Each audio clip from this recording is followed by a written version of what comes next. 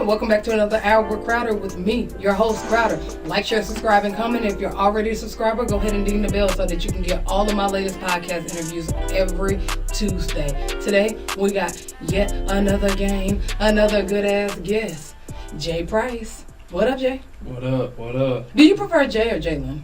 Most people call me Jay. Yeah, it's that little government name shit. Ain't that the craziest thing? Black people, we just be like, don't call me by my government. No, like, yeah, and the government already got our government. Already. That's some crazy ass shit. Well, I know you from, of course, researching. You're the host of Dallas Ebonix. Right. But tell the audience a little bit about yourself and why you decided to start up Dallas Ebonix. Okay, so, yeah, like she said, my name Jay Price. Dallas Ebonix was just something I wanted to do because I started researching a lot of black history and really starting to understand myself. And once I kind of got into the knowledge of who I was as far as, you know, black history, then I tried to take that information to a lot of my partners, and they didn't really want to hear it, you know what I'm saying, because it was kind of left from what they was maybe comfortable with.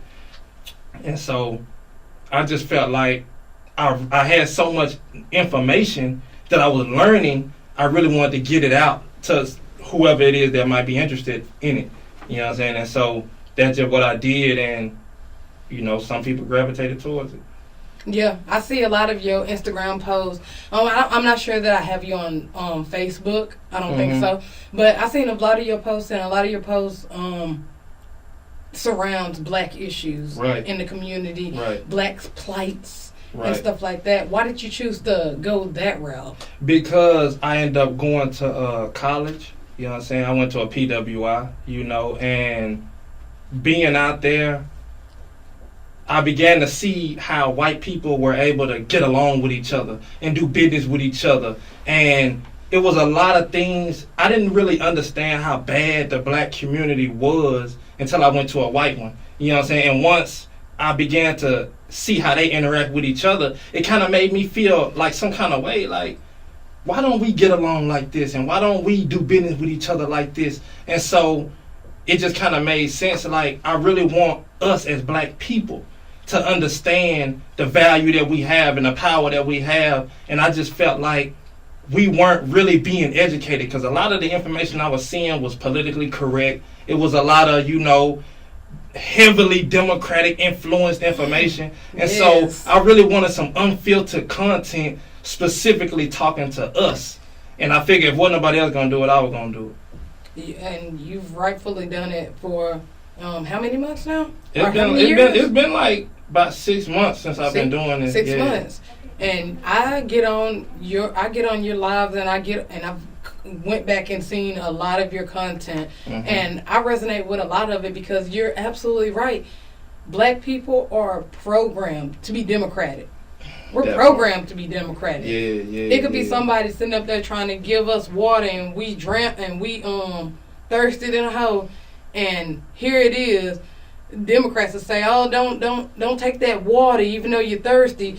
Go ahead and take the sand, because this sand is for black people." And the Republicans is like, "Hey, we got water," and I just don't understand that about black people, how they can be so controlled to be with a party that has not done anything for them for years on end. Well, a lot of people don't want to hear this, but the reality of it is a lot of our people have been brainwashed. You know what I'm saying? We've been conditioned to look at ourselves as Americans instead of who we originally was.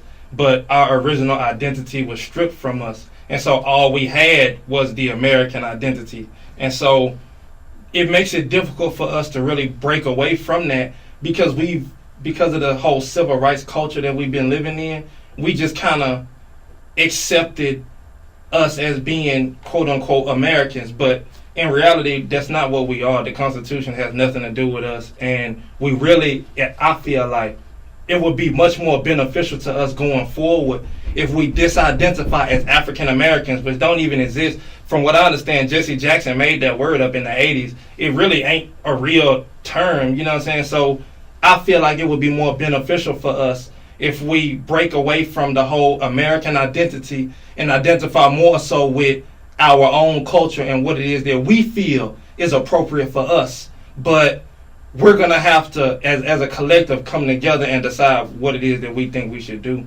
But we just so divided, we ain't done that yet. It's very important that you brought that up because that's the same way that I feel. Greek American doesn't exist. Right. White American doesn't exist. Right. Mexican American doesn't exist. Right. It's only African American.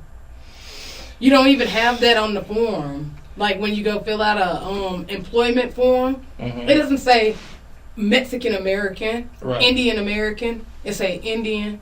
It say Hispanic. White. Yeah, Hispanic. They still have ties to their culture. The only one that you'll see is African American on there. Right. But and that's what made me start realizing that, okay, what is this about? Why is nothing else something else American? Why are we the only one that's singled out? Well, you got to understand, our label is quote unquote politically correct anyway. Like, it's not really real. They just call us that because they think that that's what we accept. You know what I'm saying? But if we really wanted to be 100, a lot of those other quote-unquote nationalities that we see on these employment forms are just labels that was made by white men somewhere up north. Like, we don't really have to subscribe to whatever labels that they give us, but we choose to because, like I say, our identity has been taken from us. You know, so we just go with whatever label they give us, but that's not who we are. And I think that's a lot of my message is just making us understand we have to elevate our conscience. We have to elevate our mindset from this American mind that we have and really get back into what we originally was before we came here. For real. So, that's how I feel too. Like, why? And I see us going a little bit back into it, but I see us going, we went down the road and we took a left. Because it's, okay, so spirituality. Everybody knows that things like voodoo and magic and everything is originated from the Egyptians. Okay, and then I see us worshiping that, and I'm just like, that's cool, but these other cultures don't necessarily work. Like, if you're not into that whole like magic shit for evil, if you into magic for evil, okay, whatever, do you, bro? But these other cultures, they still realize that there's a God, and they know that this shit that's here is just our culture of living. So why is it that black people, now we're going down the right path with spirituality, getting back to our roots, getting back to knowing what we did to survive before there was doctors and grocery stores and all of this stuff that makes us dependent on the government. But we started to worship these deities and all of this other stuff. Well, it depends on, okay, well, if you're talking about Egyptian deities, I don't know too much about that, but I do know that for black people, because our identity has been stripped from us, we tend to cling to anything that we feel is relevant to us. I've seen black people talking about that they into the Scottish culture, you know what I'm saying, wearing the little quilts and all that other stuff. So because we don't have an identity, anything is attractive to us. So we have to go out of our way to do the research to figure out who we was. And a lot of us just aren't doing that. You know, we tend to cling to anything that we feel is appealing to us, especially white deities, you know what I mean? Even though a lot of the white deities were black anyway, but I heard that the priests in the Vatican, in the basement of the Vatican, they have a black statue. I heard that too. That's crazy. I heard that too. Real talk. And I not only heard that, I heard they have a lot of artifacts that belong to quote unquote the children of Israel way back in the day. So I wouldn't necessarily be surprised about that, because who else would have any real reason to have any of our artifacts? Like, where is all the black wealth? Like, we're not just inherently poor like this. Like, we had stuff, you know, so who else would have our stuff other than the Europeans or the Romans? Like, who else would have our stuff? We know the Romans had a lot of affiliations in the land of Israel way back in the day. Who else would have our stuff? But we don't even have the power to be stepping to the Vatican and saying anything about it, you know, so it is what it is. But yeah, I've heard that they have a lot of our stuff, not just the Romans, but the Turkish And you know, a lot of them other countries over there that in their museums and stuff that have our artifacts that they just don't tell us about. Did you know that a museum isn't even considered a museum unless they have ancient African artifacts? I didn't know that. Mm-hmm. That's crazy. Yeah. I wouldn't doubt it, but that's crazy. Yeah, you can't even deem yourself a museum unless you have our shit in your museum, which is crazy. I mean, you know, they infatuated with us. You know what I'm saying? So I wouldn't doubt it. You know. We was a little bit on the political realm. I want to ask you about what is your perspective about state capitol riot?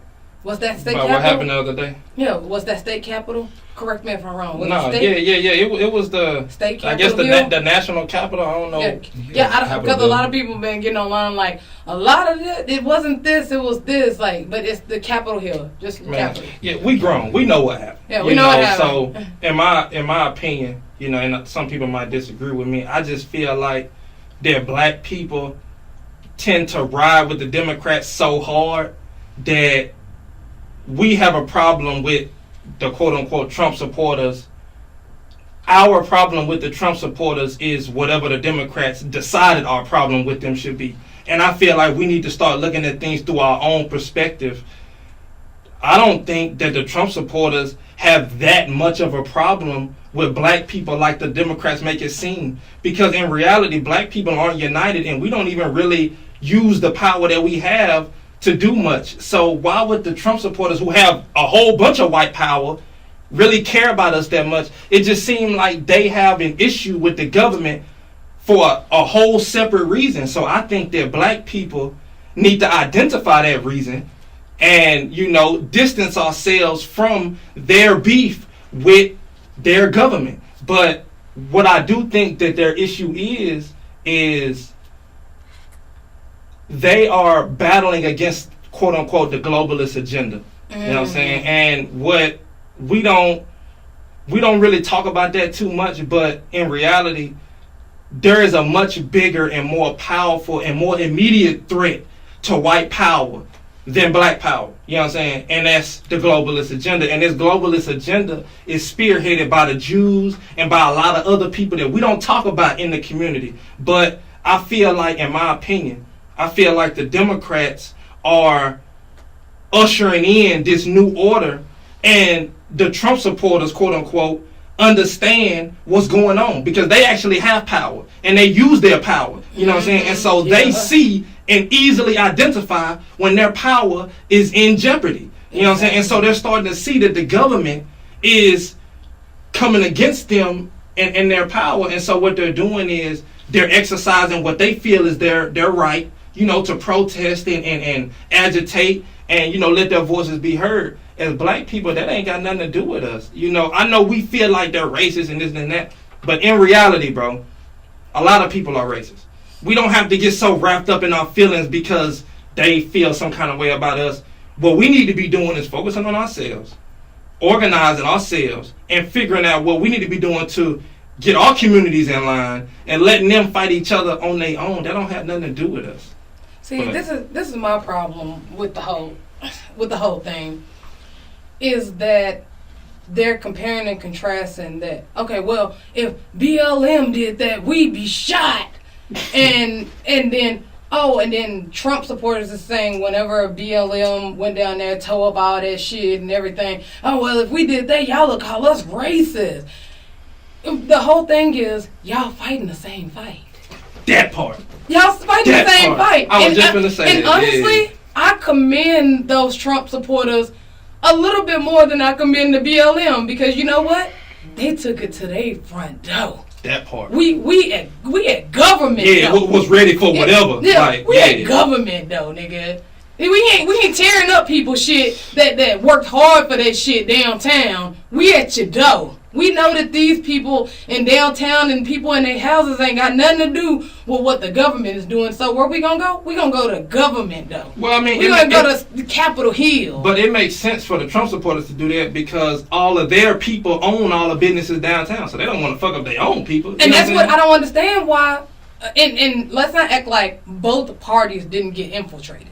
Both parties got infiltrated. I do not think for a second. Infiltrated by what? Infiltrated by whatever government psyop team that discredits anything that anybody has plight against the globalist agenda. Mm-hmm. I can see that. Because, like, okay, so I don't think I went to one of those protests. Mm-hmm. And most of the people down there were peaceful. Mm-hmm. They wanted peace. They wanted to exercise their First Amendment. That was it. It was a couple knuckleheads down there that was tearing up people's shit, but instantly we stopped them. Hey, don't do that. We're peacefully protesting. That's it. And I've been downtown and I've seen them putting bricks because I work at night. So I see a space where there's no bricks at first and then a random construction team comes in and plays some bricks. Social engineering. Right. But we know what that was engineering experiment. Yeah. So, and then so if you're going to say that about Black Lives Matter, you got to say the same thing about this Trump rally. They got infiltrated. Well, and I'm not capping for either one. I think both of them are stupid, honestly, to protest about something that they're not going to change. Just because you go out there with a couple of signs, they ain't changing that shit. You got to fucking go off in there and make some fucking noise, yo. Well, I mean, in black people's defense, you know, marching and protesting did give us a certain amount of progress back in the 50s and the 60s. So I understand that. No. What gave us some power was economic power. We stopped getting on their buses. We stopped spending money with them. Nah, but that didn't necessarily do much because I feel like, in my opinion, the white people strategically gave Martin Luther King the whole integration concept because they knew, probably thinking maybe more forward than him, in my opinion, they knew, yeah, we can give them integration. White people not going to like it, but we can destroy a lot of their economic power by doing that. So we'll give them that. But I think in you know, I wasn't born back then. So I guess I could say I feel like they wanted the integration to be, you know, some kind of happy-go-lucky, everybody is the same, we're all equal kind of thing. But the powers that be didn't look at it like that. They looked at it like this is an opportunity for us to integrate blacks into our stuff. But we're not going to their stuff. You know what I'm saying? We're going to integrate them into our stuff, and that'll in turn destroy a lot of the economics. And then when Martin Luther King started recognizing that, that's when they killed him. You know what I'm saying? So yeah, but I think that ended up happening after they figured out our buying power. They knew that a lot of black people didn't have cars, so what were we taking? The bus. Right. Ain't no grocery stores where we at. The only thing is farms. I mean, it take a season to grow something. Mm-hmm. So we got to go to grocery stores. We didn't own no grocery stores. Or we probably did, but not probably a lot. So once but the point is, once they recognized our buying power, how much buying power black people actually have, and we stopped riding them buses, they said, oh man, look how low our sales got for the buses.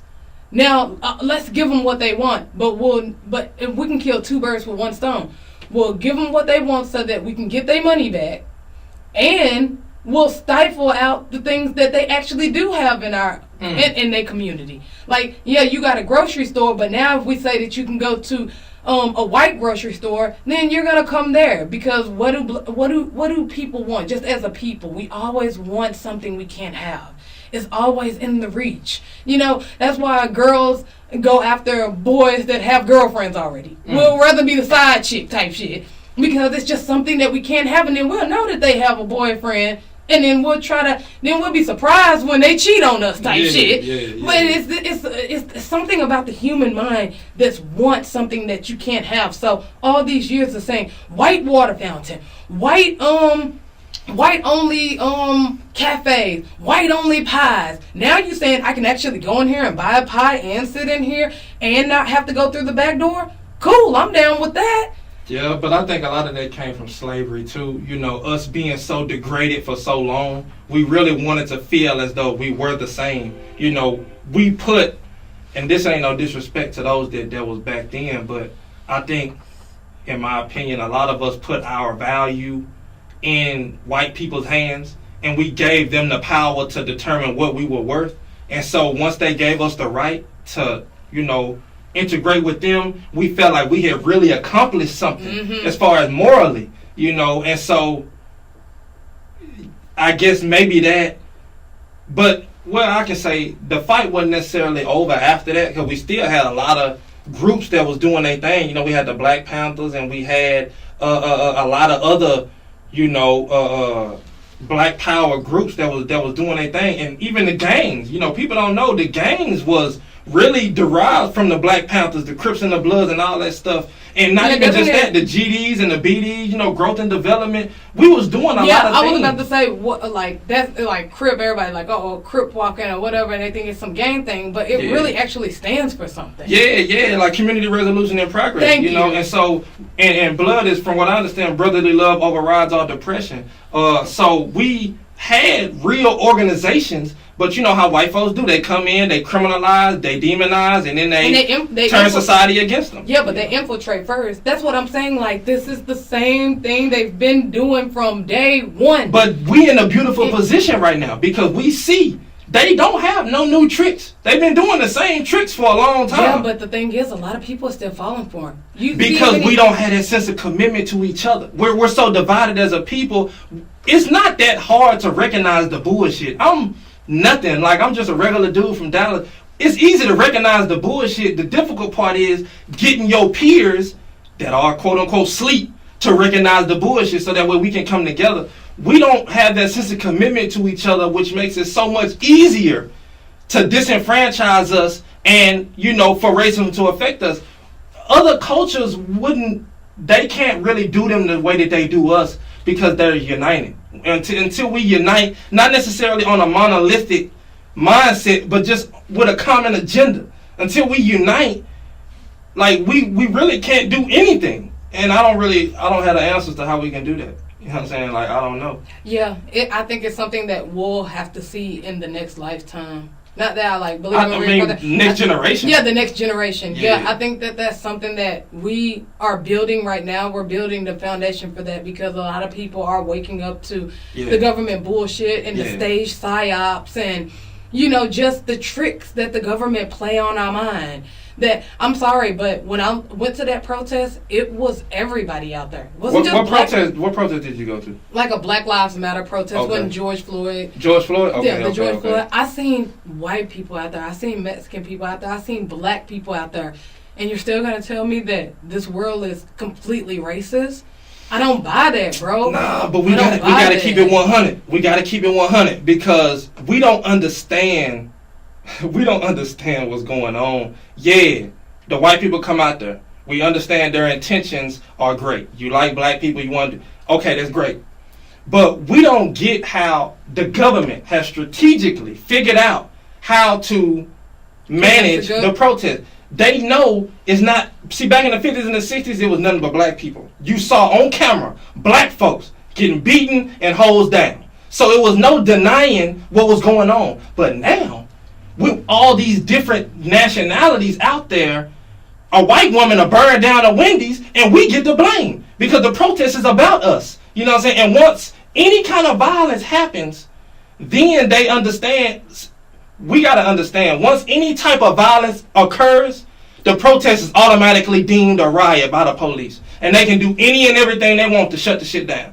The protests and the marching is great. If this was 1965. Yeah. In 2021, we need a new plan. You know what I'm saying? Because the government has figured out how to combat that already. We're going to have to do something else. This is no longer a fight for civil rights. That's over with, bro. We got the right to vote. We can drink at white water fountains. We can open up business. Okay, that's great. We need a plan for economic power. If y'all want to just be comfortable, that's cool.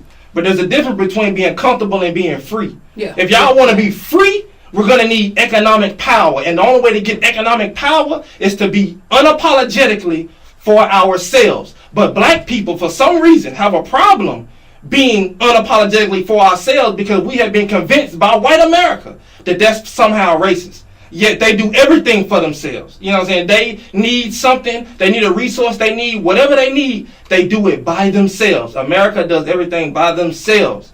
Once we can disidentify as Americans and realize we are our own individual nation, we are the children of captured slaves and nothing more, nothing less. and that's how they see us. That's how the government sees us. We are a liability.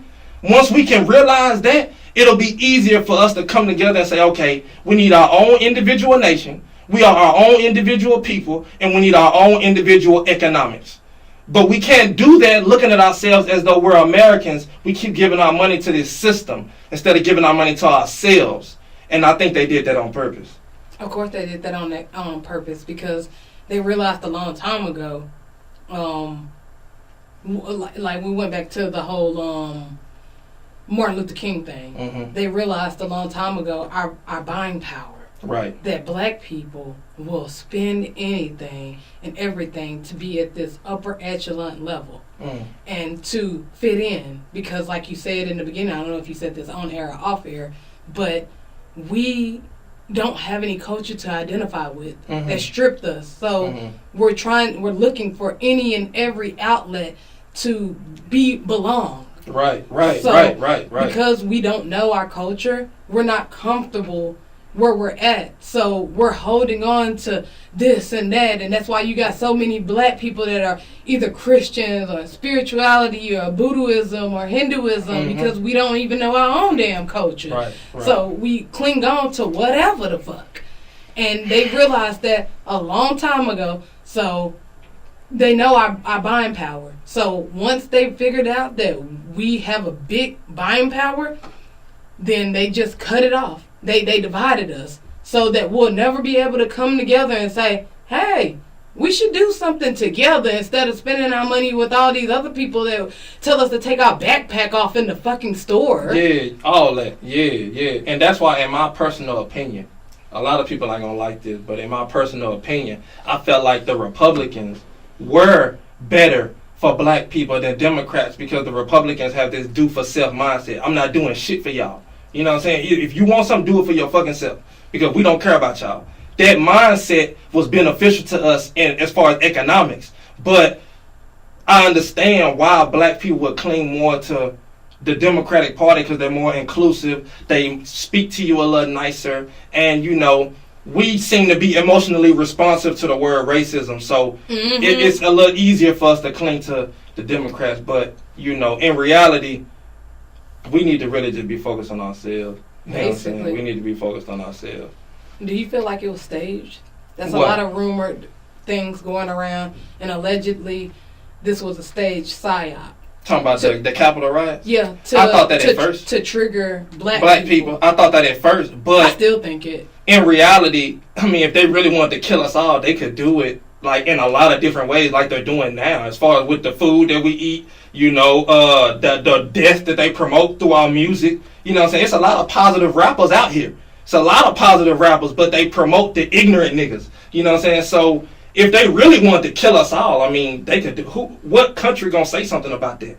You know what I'm saying? So I don't know why they would set us up. Like, they just wanted to kill us, they do it. The reason why they won't kill us all out front is because, like I said in just a little while ago, there's actually white people that like us. There's actually Mexican people that like us. And once you get a huge group of white people that like black people... But that don't necessarily matter, because the powers that be don't care about white folks or black folks. Yeah, but the powers that be is very small. And they're very powerful. Yeah, and they're very powerful, but they're only powerful because of mind control. Once you... That's a powerful tool. Yeah, yeah, it is. But it's more of us than them. So once they start killing all black people for no odd reason... Like they're doing. Yeah, but they're doing it strategically. Right. Because they're pushing music. I see what you're saying. Yeah, they're pushing music. They're pushing food. They're pushing this illusion that this is how black people are. Right. The same thing that Hitler did. Right. By propaganda. Right. This is how Jews are. And we're better off without them. So now they're doing the same trick with black people. This is how black people are. They're all gangsters. They all kill each other. And we're better off without them. Right. So it's a strategic move. You just can't go and kill somebody here in 2021 or back then when that all that shit was happening with the George Floyd. You can't go and kill somebody just for no fucking reason. Okay, but my question is, why not? Yeah, why not? Like who gonna tell America anything? But this is chess, not checkers. Checkers would be killing us all off. But if the powers to be is very fucking small, okay, like say it in this analogy. A bully. Okay, he's bigger, he's taller, he's in a grade more than you. But if you and your third grader little friends fight this fifth grader, that fifth grader gonna lose. It don't matter how bigger you are, whatever, or how much strength you got. You get 3 small little niggas on you fighting you, you gonna lose. I mean, yeah, I can see what you're saying, but in reality, that would only be relevant if we was all fighting with our hands. You know what I'm saying? We the only ones fighting with our hands. They not fighting with their hands. You know what I'm saying? Even if you fought with guns. I mean, if it's a small portion of people, and I understand what you're saying, with mind control, because they have brainwashed people to think that these people are this way or whatever. If you just take the race out of it, lower and middle class people are this way, and we are the rich and wealthy and famous, and we deserve to live and have the better shit. But that's a small portion. There's more middle class and poor people than it is rich people out here. Right. So if you turn around and just start killing out people and treating them any old type of way, the bigger portion of people that live in America, let's just put it in America, is gonna start saying that, hey, this ain't fucking right, and I don't give a fuck if they is black or white or whatever. You just killing people to kill people. Fuck that. You ready to fight? Yeah, I'm ready to fight, and they're gonna fight them, and they're gonna lose. That's why they don't want us together. They don't want the white people and the black people to combine. They don't want Mexican people and black people to combine. That's why they say labels like Mexican and black and white. Oh, you woke. Yeah, see, what we don't understand is that actually happened before. In 1681 with the Bacon's Rebellion, black people and white people... What is the Bacon's Rebellion? I'm sorry. The Bacon's Rebellion was something that happened way back in the day, in 1681, where they weren't called black and white. They were called people of British descent and people of African descent that came together and wasn't with the fuck shit. You know what I'm saying? So they came against the power structure at that time. But white people, or the powers that be at that time, strategically created these labels of black, quote unquote, and white that, was able to, divide us. But they didn't give white people more privileges than blacks. What they did was they just took the privileges that everybody had away from black people, and then they labeled those people black. Because just being 100, if you look at our skin, we're not black. Like, this is not the color black. So why do they call us black? It's a label. It's not an actual thing. It doesn't exist. People back in the day were identified by their bloodline. You know what I'm saying? Whoever your daddy was, whoever, whatever country you came from, that was who you were. But America switched it up and decided to label people by their skin color, which is so what's the word? Not damn, I'm trying to think of the word. It's not circumstantial, but shit, I don't know. It lost me, but they gave us these labels in order to divide us, and that division has just spread, and it continues now. And what we see with the white folks storming the Capitol, I've been seeing black people mock them and make fun of them and all that shit, because, that's how we do. But we have to understand that they are going against the same enemy that we have. Exactly. But we don't know it's our enemy because we've been conditioned to believe they're our enemy because they have more resources than us. Man, we have the same enemy. And if we would just put our differences aside, we know they've terrorized us for a long time. We know that they've been responsible for a lot of the shit that we done went through. We understand all that. But what I'm saying is that the powers that be are more so responsible than individual acts of racism. Like, for example, Dylann Roof was a problem. But the bigger problem than Dylann Roof would be what happened to Ahmaud Arbery when he got murdered, and the DA didn't say a damn thing about it for 2 months straight until everybody started talking about it.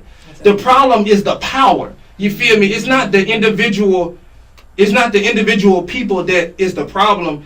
That's the issue that we can deal with, but the issue that we haven't been able to deal with is the power behind those people. And that power that's behind those people also has an enemy, which is another power that we don't talk about. And that power is who they're fighting against. We have to understand that power doesn't give a damn about us. And we are at the bottom of the totem pole. You know what I'm saying? So we're going to have to come together at this point. It's no longer about civil rights. It's about survival. Exactly. It's about cultural, economic, and physical survival. And so once we come into that fact, once we can accept that fact, it's easier for us to figure out how we need to go forward. Yeah. You said a lot of good ass gems, because a lot of people do think that, and that's why I say, like, my girlfriend, she's like this liberal type of person, and I'm like, no, like, low key, like I said in the beginning, I kind of respect them damn Trump supporters. They took it to their door. Yeah, they about that action. Yeah, they was about that action, even if it is staged or whatever. They took it to their front door, and I'm telling her that, like, bro, you don't even realize that that's what y'all should have been doing. BLM should have been at their front door. Not necessarily, because, you know, number one, we don't understand the real enemy, and number two, that would have been a suicide mission. Like, I don't think that's smart for any of us to be running up there and doing that. Listen, I'm tired. It got to start somewhere. It got to start somewhere. They have to. They have brainwashed us so much down that we scared to do anything. We scared to fight. We scared to do this. We go try to mess with those Italian kids up there in New York. I bet you be dead tomorrow. Yeah, they got their peoples with them. Why is it that black people is the only ones that you can do something to us and you can get away scot fucking free, whether it's, you know, on a civil level or a political level or a police level? We are the only people that don't do shit when we get wrong. Okay, the only thing we do is just go protest and do picket signs. If I punch you in your eye right now, you gonna hold up a picket sign outside my house? No. Or you gonna hit me back? It's on. That's what we gotta do. We have to start fucking fighting back. Yeah, but you gotta understand. There's two things come to my mind. Number one, we don't have a judicial system just for black people where we can implement some kind of punishment for these people.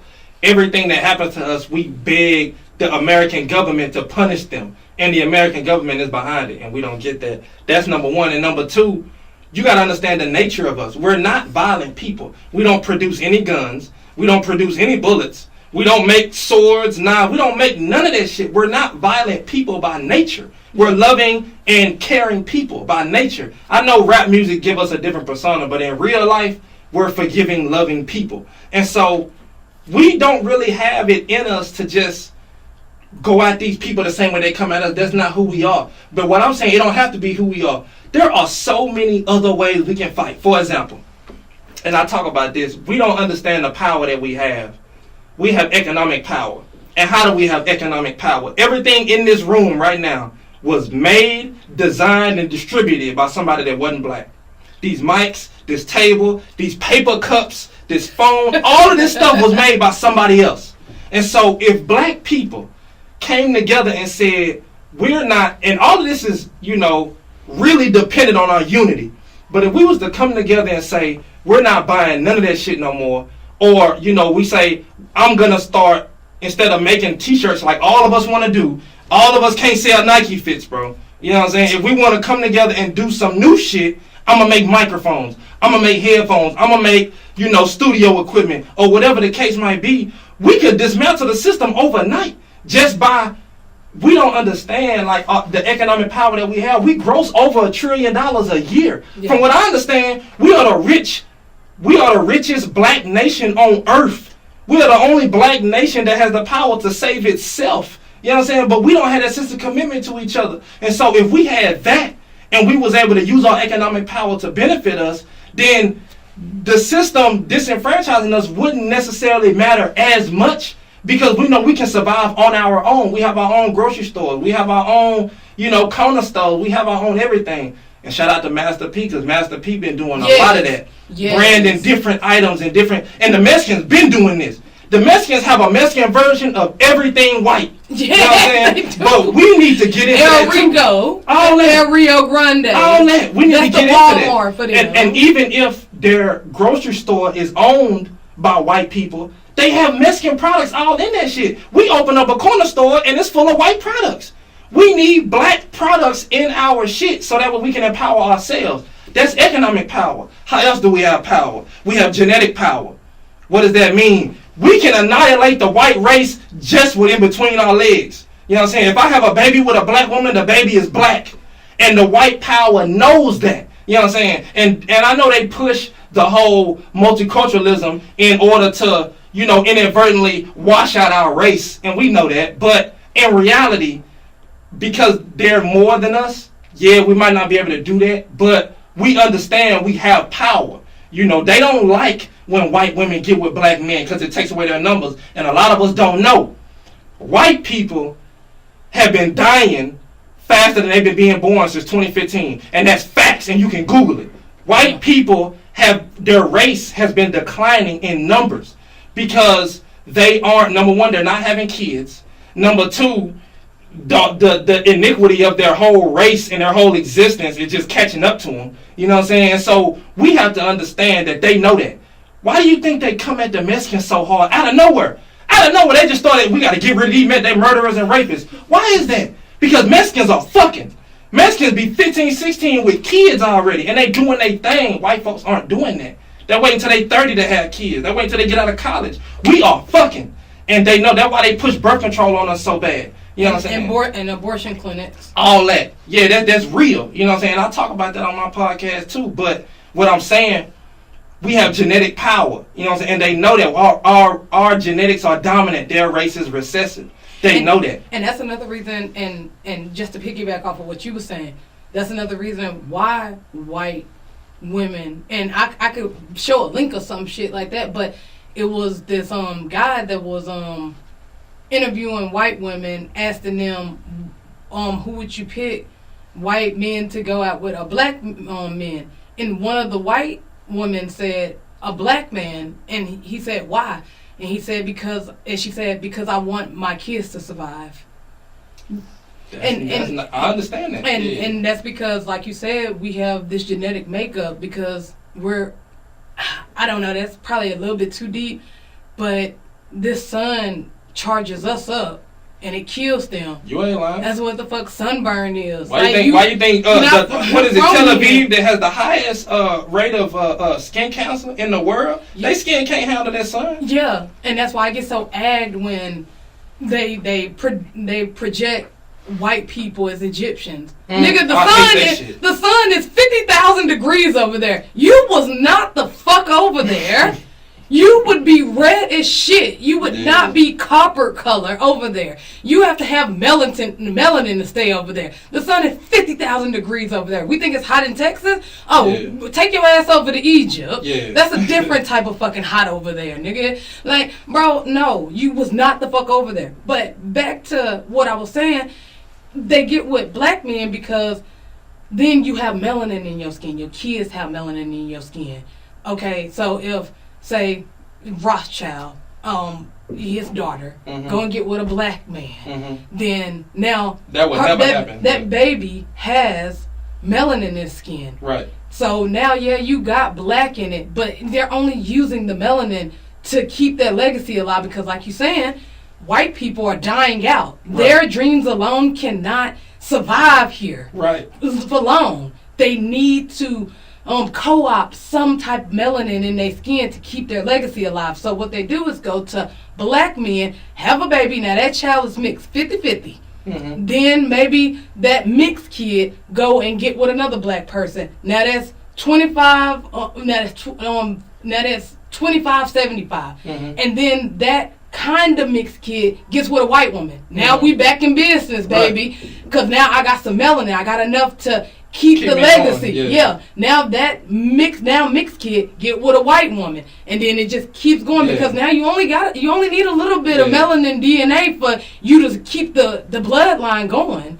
So that's one of the reasons that they kind of get with black men to keep the legacy going because they need the fucking melanin. They need that gene of melanated blackness in them to keep their legacy alive because white people are dying. And that's no offense to white people at all. My girlfriend's white. But she understands that the gene line of white people are not as strong as black people. That's why when black people get with white people, the predominant features of black people come out. They have darker color skin. Their hair is curly.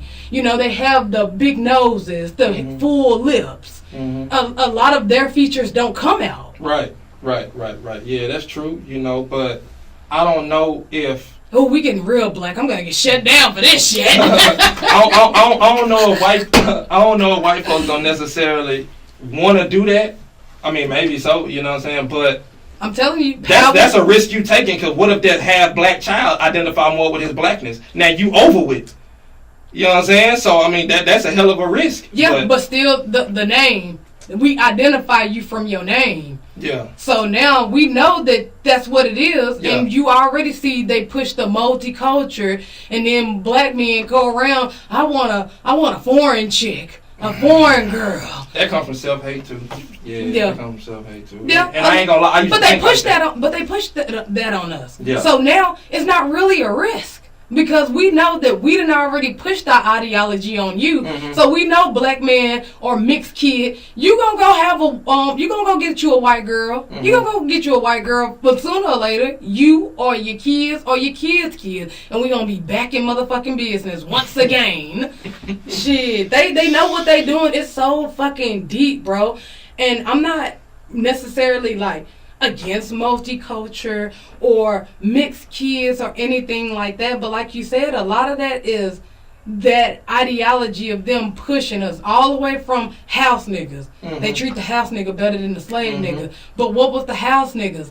A motherfucking bloodline of the owner raping slaves and then bringing them in the house because their heart couldn't really kind of take the fact that their kid is out there fucking picking cotton in the hot ass sun. So we bring them in the house, and now you still a slave because you have melanin in you. So I can't really make you a free man, but we're going to treat you a little bit better, and you can sleep in here. You can sleep out there, but you're going to work in here in the air condition, and, just give us our place. But at least you're not picking cotton. Yeah. And, I think it's a big misconception on mixed people. My daughter mixed, with Mexican.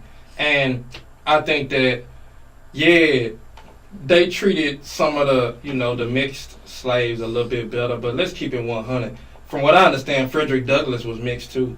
You know what I'm saying? That's what I heard. That he was mixed. You know what I'm saying? So, and it's a lot of other, he was called nigga just like the rest of us. You know what I'm saying? He was told he couldn't read just like the rest of us. I don't know why we have this stigma in our community that mixed people, because I got a mixed daughter. So from what I see, a lot of people that aren't black consider mixed kids black. And black people don't. You know what I'm saying? I don't, black people look at mixed kids like they're mixed. And everybody else, they're just black kids. You know what I'm saying? So I don't know why we had that element in our community, but it's really the Willie Lynch thing that we back in the day they seen these people like the mixed kids as not black because they're getting treated a little bit better. Because I don't give a fuck what you say. Being in the house serving white folks is way fucking better than picking cotton from sun up to sundown. It depends on your perspective. Man, yeah, if you're talking about are you still a slave? Yes, you are. Yeah. But would I rather be a slave in the house with the air conditioning and just serving white folks food? Or would I rather be a slave outside picking cotton and getting my ass whipped when I ain't pick enough because my bag weighs a little bit less than the person above me, ahead of me that weighed in? I mean, with the knowledge I have now, I'd rather be outside. Because it seems like the mental bondage that comes from being inside is way worse than being outside. Inside you actually feel like you're a part of the family, even though you're not. Outside, you're not. You know what I'm saying? So the mental change that come from being in a house is, I think, a lot more damaging than it is being outside. It is because it's easy for me to say that because I ain't a slave. Well, it is because first of all, it's a psychological thing. Mm-hmm. Like you said, I feel like I'm a part of the family. But don't get it twisted. You still a slave, and I still whoop your ass when you bring me the wrong spoon to eat soup in. I still will. It's like that you're not necessarily better than the slaves outside, but that you get treated a lot better than they do. You're not getting your ass whipped when you're bringing cotton in and it don't weigh a certain amount. Yeah, and you are in the house, and then they push this ideology because somebody said it best, a mixed girl or a light skin tone black woman is the poor black man's white woman because they still have the features of a black woman, like the fat ass, the titties, the full lips, the pretty ass damn hair, but they're still light enough, because the misconception, I think it's a real big misconception, honestly. I don't think that black men run to white women because it's a sign of wealth. I really think that that's the agenda that they push, and that's why all these elite celebrities go get them a white girl. I don't think that it's something that black men do. It's too many black men that I've met that be like, oh, look at that fine chocolate, that piece of chocolate right there. Yeah. And I think that they just see women. I don't think that black men say, oh yeah, I want this tone and this tone. Like, yeah, it happens, but is that the majority? I don't think so. I mean, I don't know. I love black women. And I don't really care for, I don't know about nobody, I don't really care for the light skin or the black skin. Like, it doesn't matter. You know what I'm saying? Like, black is black. You feel me? It's more so the essence for me that I like, more so than just the image of the black woman. I like what the black woman is and what she represents and what she brings to the table as far as mentally. Black women, especially the ones that's from the hood, they just got a sense of strength and a sense of resilience that other women don't have. And you don't realize that until you get with a woman that's not black and you see what she lacks that your mama had. You know what I'm saying? You realize, like, that's something I wish I had. That's something I want. But you don't want to leave your woman, because she's not black, so you just thug it out. You know what I'm saying? Especially when you come to the continent. Real shit. You know what I'm saying? Real just shit. Thug it out. Yeah, you just thug it out. She's white and I'm eating pea salad, but hey, fine. It is what it is. You know what I'm saying? But I love my sisters. You know what I'm saying? I love black women. Real shit. So, you talked a little bit about economics, and you say that you don't have all the answers, but what are some of the things that we can do to start creating that economic power for the next generation? Because honestly, I don't think that we'll see it this generation. But like I said, we getting woke. We starting to realize what's going on, this economic power that we hold. Well, I think the most important thing is we got to diversify our interests. You know what I'm saying? And it's so much that goes into that. We got to diversify our interests because a lot of these kids are growing up and they just want to be rappers. You know what I'm saying? They want to be rappers because the rappers are the only ones that got money and live in the hood. And we have so many of our best and our brightest that go and get a degree, or they open them a business and come into some money, open them a business, and they take all their skills and talents to the suburbs.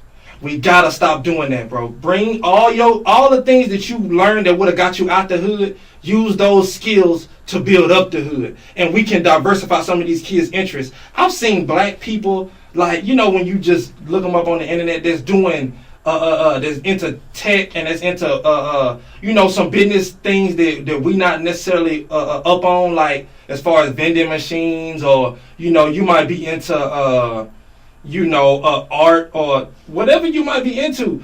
We gotta diversify our interests, but these kids don't understand what else is out there because the only ones that they grow up seeing are rappers. Everybody else leave. You know what I'm saying? We gotta stop doing that. I understand the whole concept of you don't want to be robbed, you don't want to get killed, you got bad blood in the streets, all that blah blah blah. I get that. And that's something you gotta work out with your God. You know what I'm saying? But in real life, we need people in the ghetto that are progressive. Y'all gotta stop getting all this knowledge and getting all this money and leaving the ghetto and then having this whole I made it, you should have made it too mindset. You just gotta work hard. Keep it 100, bro. White people don't leave white neighborhoods when they get successful. You know what I'm saying? They stay there. Yeah, but that's because white people don't be sitting up there. It's already a nice neighborhood. Why would I leave? But I mean, it's just unfortunate, but keep it 100. We gotta build up. This what we got. Exactly. Our neighborhoods ain't great. We understand it's dope heads everywhere. We get that, but I mean, y'all want to keep crying about it, or y'all want to fix the shit? You know what I'm saying? If y'all really want to do something and empower black people, not just go and do something for yourself and your family, that's cool. But if you for example, come up in the ghetto and you go to college by the grace of God, you make it out and you go to college and you become a doctor and you go and get a job in Richardson, you know what I'm saying, and you work at a hospital now and you a whole doctor, first black doctor at that hospital. That's powerful. That's great. How do we benefit from that at all? We don't. You and your family benefit from that. But if y'all want to empower black people, take your skills, to the ghetto, you know what I'm saying, and do something in the hood, not just for the hood, but do it in the hood. So the kids that's getting out of school don't just see crackheads every day. I used to see crackheads smoking crack at the bus stop. You know what I'm saying? I'm talking about in 2000s, smoking crack at the bus stop. This was normal. Police raiding houses across the street from the bus stop. This is normal. We don't see any positive and progressive people here. And so if y'all want to empower us, and y'all want to really get into economics and building up this community, bring those resources to the hood. Stop opening up businesses in Richardson. That's full of businesses over there. They have plenty of businesses in Carrollton. Stop going over there. Put your business in the ghetto and watch how other black people, just on the strength that you black and you cared about us, watch how we support you and we protect you. But, you know, a lot of us that's doing that ain't from the hood, so we don't understand the people that's over there. We just understand what the TV show us. We don't know, you know what I'm saying? So we really gotta, you know, stop leaving, bro, and build up the community. That's honestly a good point, because a lot of, and I ain't talking about, and just another thing, like, stop fucking giving to charities. That part. Fucking stop giving to charities. Half of them charities, when you research them charities, they only be getting a small percentage to the cause, and then they pocket the fucking rest. That's why these fucking charities are still in business. If you were giving away most of your money, why are you driving a Benz? The Red Cross, all that. Yeah, all them, and then showing like sympathy fucking videos. Yeah, this is it for only 10 cents a day. Oh, they love showing us. And it's like a poor African kid and shit, and I'm just like, stop doing that. Y'all already got fucking dinged. You already know that you're not putting that money back in fucking Africa or wherever the fuck you are, and you're still here in America. You just went to Africa to go take these photo ops and then came back to America, and now, and everybody think, well, it's just 10 cents. No, do 10 cents times 3 billion.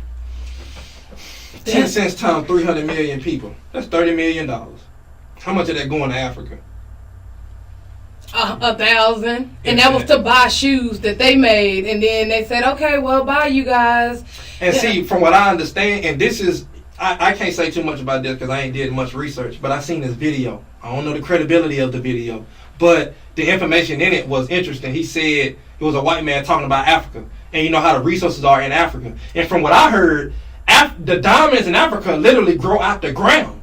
Like, you can go through the desert in Africa and find diamonds in the sand. You know what I'm saying? But that's from what I heard. And so, to my understanding, they, you know, the powers that be, whoever that might be, they want Africa to be poor so they can get those resources at dirt cheap prices. You know what I'm saying? But in reality, Africa doesn't have to be poor if y'all got this stuff growing out the earth. But from what I understand is that the leaders are just so money hungry that they sell off, you know, the power, quote unquote, of their country to these foreign interests to benefit themselves. And the people be the ones that get the ass end of the stick. And so and that's why I was so, you know, on the fence about, you know, when Ghana came out saying that they giving black people easy visas to go back to Africa. That was in 2018, talking about we'll give y'all voting rights and all this other shit.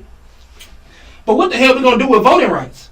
Like, bro, all this shit, why would I want voting rights, bro? I want power. Now, if y'all want to give us some land to be sovereign on, now we talking business. Yeah. But if y'all not trying to give us no land, and y'all not trying to give us, you know, power to, you know, be sovereign for ourselves, then why would I go over there? Africa is such a corrupt nation. Not all of Africa, but there are very corrupt parts of Africa.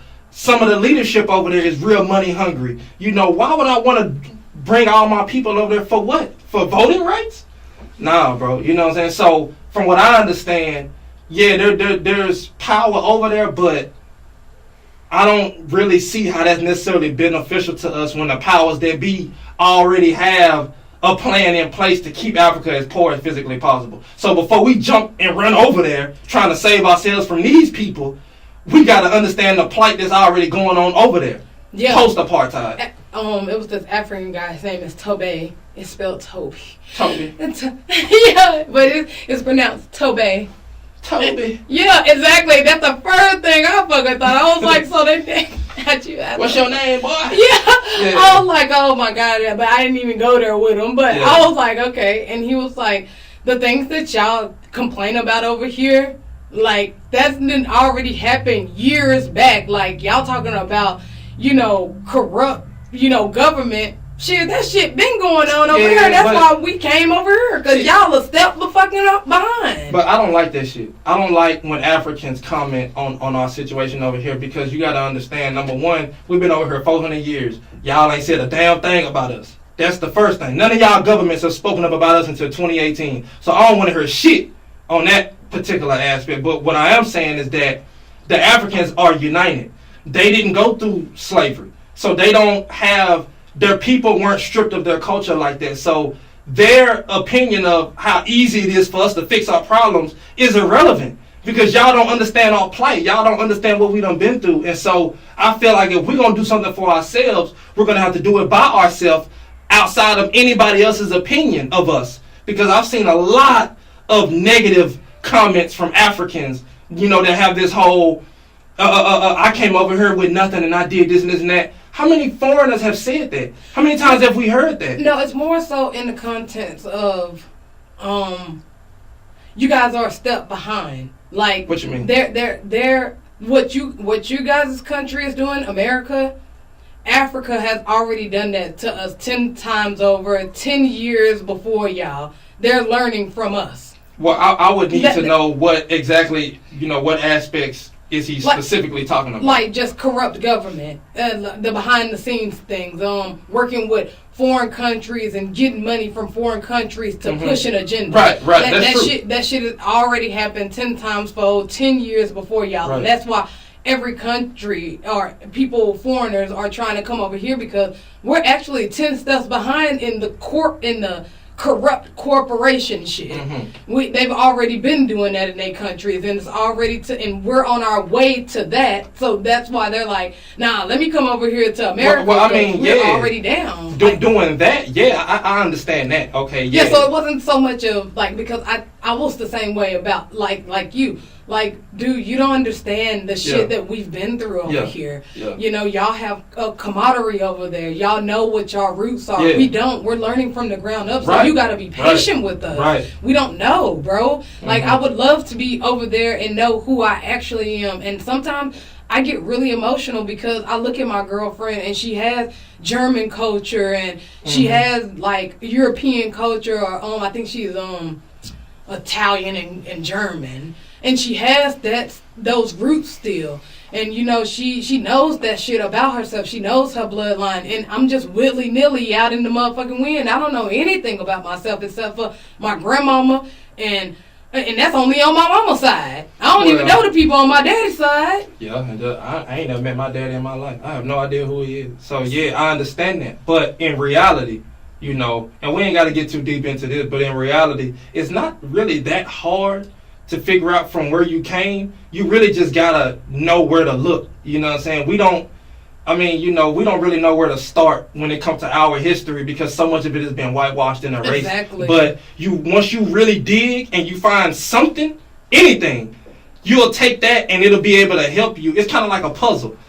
If you don't have no pieces, then you don't have no pieces. But if you have one piece, then it's easier to figure out what goes with it. You know what I'm saying? You can kind of piece things together based on that. And so once I found one information of our history, I was able to piece together a lot of different other pieces. But like I said, I don't want to get too deep because, it's probably going to turn somebody out. You know what I'm saying? But oh my God. You got to be scared about turning motherfuckers out. No, because it's deep and motherfucker try to fact check me. It's like, hey, bro, you got to do your own research. But I don't do that fucking fact check shit. We already know who the internet is ran by. Give me a book. That's what I told somebody. Give me the book. Give me the link to the book. I want to, because then I can research the author, what his agenda is, what he believe in. You can't do that internet shit. I can go on Wikipedia right now and write a whole false perception about myself, Yeah. and they'll put it on there. Yeah, real shit. I could say an hour crowd and my brother is Tyrese Gibson and I was born in California. And motherfuckers will look at that shit and say, damn, but don't you live in Texas? Like, you can write anything on the internet. And then people take that shit and they take that shit for the Bible. Yeah, real shit. Shit off of the internet. People, my girl does so much to me. Because she's a liberal. So she'll, that's what it's, this is what it says. But I can't find shit about what my beliefs is because it's against the global agenda. So they're not going to put that shit on the internet. I have to go watch YouTube videos and then you get fact checked about this. Okay, well, who the fuck is this guy? Right. I mean, it really is just, the Bible says to study to show yourself approved. Once you really get the information and you really know in your heart, like, I know what I'm talking about, it's a little easier to check people when they come at you with that type of shit. You know what I'm saying? But to do any of that, you're going to have to decolonize your mind. Black people have been so colonized, we don't even understand the depth that we have been colonized. Our entire existence from birth is wrapped in white culture. And so once you decolonize your mind and you get into more so where you came from, it's a little easier when people come at you with bullshit to hit them with the truth when you have facts to back that up, But the problem is that white culture discredits a lot of our factual sources. You know what I'm saying? The Bible is not credited because it's quote unquote religious. Any religious quote unquote book is automatically not credited. So we have to, not just religious books, but even with our own personal people that write books, like if you into like Ta-Nehisi Coates, or maybe if you into Message to the Black Man with Elijah Muhammad. It's a lot of other books. Message to the Millennials with Rizza Islam. It's a lot of books where you can get. Yeah, I ain't got it yet, but I'm trying to get it. I'm trying to get it, like real shit. But if you get into some of those books that have, real powerful information about who we are and the black plight, it's a little easier because, like I say, a lot of our credited sources are. Well, a lot of our sources are not credited by white America. You know what I'm saying? And so we are starting to create more sources, like for what I'm saying with Rizza Islam, Elijah Muhammad, Ta-Nehisi Coates. We in this last like 20, 30 years, we've gotten a lot more sources now, but we don't go after the knowledge because the knowledge isn't being presented to us. So that's why podcasts like this are so important to give our people a chance to elevate their conscience. So don't get so wrapped up into what your psychology book says or so wrapped up into what your teacher says. Look into your own information outside of this culture. Look into your own shit, you know what I'm saying? And then once you figure out what it is that you feel like you identify with or not, then you can present that with what you already know and figure out what's the bullshit and what's not. It's not that hard to figure out from whence you came, but you have to have that ambition to go find it. That's a very powerful note to end on. Yeah. Now I got a new motherfucking segment. Mm-hmm. A minute with Crowder with the 5 rapid questions. You want to participate? Yes, I do. Boom. Here we go. If you was in a real revolution, who you bring with you, Huey P. Newton or Nat Turner? Huey P. Black Panthers or Nation of Islam if you was to fight in a war? The Nation. I like their mindset. Yes. Would you rather everyone jump off the ship coming over here into slavery or survive and suffer and fight for the future generation? Would I rather everybody jump off the ship and die? Or yeah, like coming over here, everybody's like, oh, well, you should have just jumped off the ship. Just we should have just died. So that's a trick. That's a trick question because it's not really a real answer. Like it's either death or survive with hardships. I mean, So which one of those would you do? Death or survive with hardships? Me personally, if I was on the boat, I don't know shit. I'll probably thug it out. I'll probably thug it out just on the strength. Like, I ain't finna be no hoe. Like, if y'all thugging it out, I'm finna thug it out. You know what I'm saying? Marry a woman with locks or afro? Afro. Keep the greeting a nigga because we redirected the energy or do away with it altogether? I think if we're going to keep it, we got to keep it 1,000. We can't say we keeping it because we took the power away from it, but when a white person calls us a nigga, we get in our feelings. Is the power taken away or not? You know, so I would say, in just me personally, I would say keep it. Just on the strength is how we talk. But if we're going to keep it, when a white person call you a nigga, that word should not have the power that you say you took from it. You know what I'm saying? You shouldn't get so in your feelings when they call you that. Whether they call you that or not, they're going to look at you like that anyway. So don't get so in your feelings about that. Because, you know, a lot of them just be ignorant. They don't know what they're doing anyway. Boom. And there we go. Go ahead and shout out all of your social media platforms, streaming, where they can find you at, where they can get some of this riveting information from you for. All right. You can find me on YouTube at Dallas Ebonix with an X. That's DALLAS EBONIX. That's my YouTube. You can catch me. You can hit me up on Gmail. That's the fastest way to get a hold of me. DallasEbonix@gmail.com. If you send me an email, I know you square business. You know what I'm saying? So yeah, send me an email. Business as fuck. And you can find me on Instagram, PleasantGroveJay, spelled exactly how it sounds, PleasantGroveJay. Yeah, like I'm just real big on Black Power and elevating the conscience of our kids and elevating the minds of our people to get us to that next level. You know, so holla at me. Boom, and that's another great episode of An Hour with Crowder, and we out.